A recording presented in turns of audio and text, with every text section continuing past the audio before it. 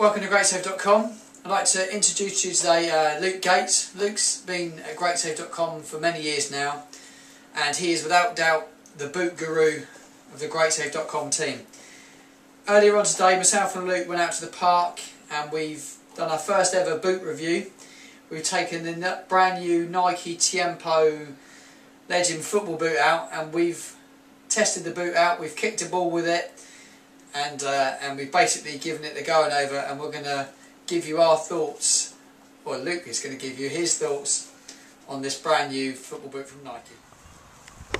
All we're doing here is just some basic 4 to 5 yard passing.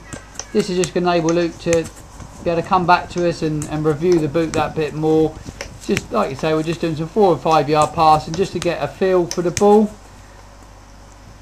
And then in a minute he's going to take some longer strikes at the ball, where he's going to look to take the boot and really put through the ball a bit more. This is just going to enable us to review the boot that bit more, and then he can come back to us in a moment and give a proper overall idea on how the boot felt when it was striking the ball in these different range of movements.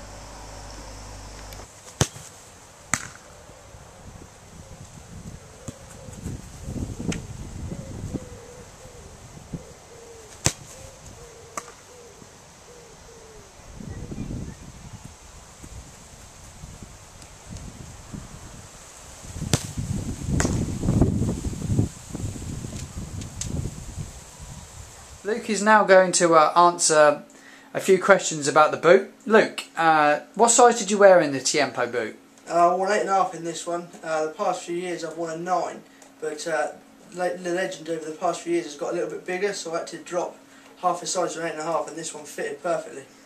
So how would you say the fit is on this boot compared to the last generation of Tiempo football boots? I've had the last two. I had the white with the lime and the black with the lime, and this one is probably the nicest fit. It's a little bit narrower across the width, but the length is perfect, and the heel count is very comfortable.